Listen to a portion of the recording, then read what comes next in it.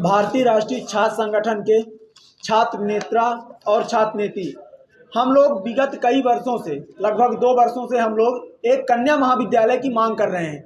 जब यहाँ पे कमलनाथ जी की सरकार थी तब उच्च शिक्षा मंत्री हुआ करते थे हमारे यहाँ जीतू पटवारी जी। उन्होंने हम लोगों की मांग पर ही एक कन्या महाविद्यालय खोलने की बात कही थी। गंगा कछार की जमीन उस समय खाली पड़ी हुई थी, वहाँ पे कन्या महाविद्यालय देने की बात कही गई थी। वर्तमान में भाजपा की सरकार है जो कहते हैं विकास के नाम पर ताली बजवाने का काम करते हैं और कहते हैं बेटी पढ़ाओ बेटी बचाओ। मैं कहना चाहता हूं यहाँ पे 8 विधायक हैं भाजपा के और एक सांसद जी हैं और यहाँ तक कि रीवा विधानसभा अध्यक्ष भी हैं। हमारी इनसे 2 सालों से मांग कर रहे हैं, यहाँ तक कि कॉलेजों में हम लोग हस्ताक्षर अभियान करा चुके हैं। 1 वर्ष पहले संभागीय कार्यालय का घेराव भी कर चुके हैं एक कन्या महाविद्यालय की मांग को लेकर। जो झूठी ताली बजवाते हैं विकास के नाम पर, मैं पूछना चाहता हूं आप अपने कार्यकाल में कितने विद्यालय महाविद्यालय रीवा शहर को दिया है आपने? जो भी पुराने विद्यालय महाविद्यालय बने हैं उसमें अभी सीएम राइज स्कूल घोषित की गई है एक कन्या महाविद्यालय को बंद करके। हम लोगों की मांगे ये है, एनएसयूआई लगातार आंदोलन कर रही है, लगातार मांग कर रही है कि एक कन्या महाविद्यालय और जरूरी है। एडमिशन के समय इतनी ज्यादा समस्या होती है, लास्ट में फिर छात्राओं को प्राइवेट कॉलेजों में जाना पड़ता है। प्राइवेट कॉलेज में कुछ ऐसे सामान्य वर्ग के परिवार हैं जो कि सामान्य परिवार से आते हैं, वो प्राइवेट स्कूल में पढ़ने की स्थिति में नहीं होते। कई छात्र छात्राएं ऐसी रह जाती हैं जो एडमिशन से वंचित रह जाते हैं। तो यहाँ पे जिस हिसाब से जनसंख्या लगातार बढ़ रही है छात्र छात्राओं की और एडमिशन की मारामारी होती है, हम लोग एडमिशन के समय हमेशा आंदोलन करते हैं एडमिशन के लिए, उसके बाद भी कई छात्र छात्राएं वंचित रह जाते हैं। तो हम लोग लगातार इसमें आंदोलन कर रहे हैं, लगातार मांग कर रहे हैं। अभी विगत दिनों विधानसभा अध्यक्ष जी ने एक बयान जारी किया था, उसमें कहा था कि कन्या महाविद्यालय नहीं हम विश्वविद्यालय देंगे। तो आप कन्या विश्वविद्यालय की तो बात छोड़ दीजिए, आप एक विद्यालय नहीं दे पाए अभी तक, महाविद्यालय ही दे दीजिए आप कम से कम। जो सरकारी जमीनें पड़ी हैं, गंगा कछार की पड़ी थी, उस समय हम लोगों ने कई बार मांग की, कोई भी सवाल का जवाब देने को तैयार नहीं। यहाँ का प्रतिनिधि मौन बैठा हुआ है, सिर्फ और सिर्फ झूठे विकास के नाम पर ताली बजवाने का मौका ढूंढते हैं और सोशल मीडिया और मीडिया में आके वादा करते हैं बस। उसके बाद छात्र छात्राएं परेशान होते रहें, उनसे कोई मतलब नहीं रहता।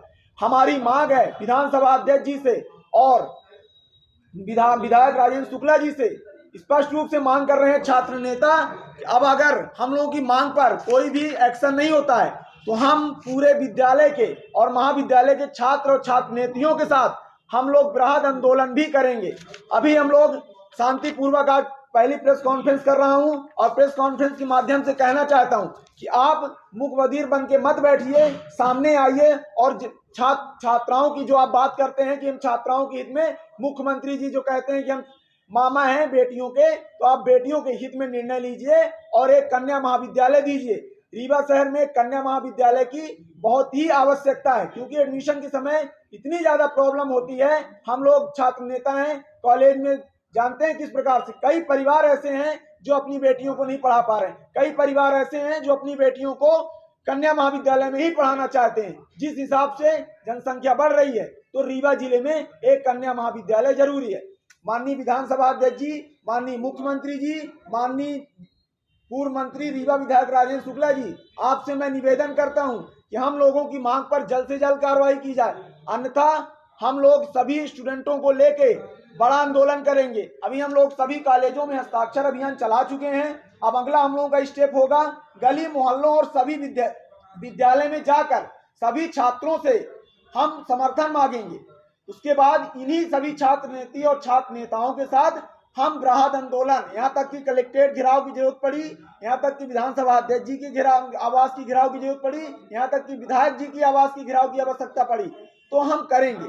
क्योंकि गरीब परिवार जो होते हैं वो अपने बेटियों को शिक्षा नहीं दिला पाते सिर्फ इसी वजह से क्योंकि कन्या महाविद्यालय में एडमिशन केवल एक कन्या महाविद्यालय है जीडीसी, उसमें भी इतनी जनसंख्या बढ़ जाती है, जहां 70 की क्षमता में बैठनी चाहिए छात्रों को वहां 150 की क्षमता में बैठ रहे हैं। टीआरएस कॉलेज है उसमें जहां 100 स्टूडेंट बैठना चाहिए तो 150 बैठ रहे हैं। टेस्ट और एग्जाम के समय वहां पे स्टूडेंटों को बैठते नहीं बनता है, 5-5, 6-6 एक बेंच में बैठते हैं। तो यहाँ पे एक कन्या महाविद्यालय की बहुत जरूरत है। एक गरीब परिवार और एक सामान्य परिवार की भी मांग है। विद्यालय महाविद्यालय आज तक अभी तक जब से राजेंद्र शुक्ला जी यहाँ कार्यकाल है 15 साल में अगर एक भी विद्यालय महाविद्यालय बना हो तो वो सामने आकर जवाब दे दें। हम लोगों की मांग पर जल्द से जल्द कार्रवाई की जाए, बस यही मांग है हमारी। और जो विद्यालय बने हुए हैं कन्या महाविद्यालय, उनको भी सीएम राइज जो किया जा रहा है, सीएम राइज के लिए चुना जा रहा है, तो आप खोल तो सकते नहीं, जो बने हैं उनको भी बंद करने में लगे हैं। हमारी बस यही मांगे हैं कि जल्द से जल्द कार्रवाई की जाए।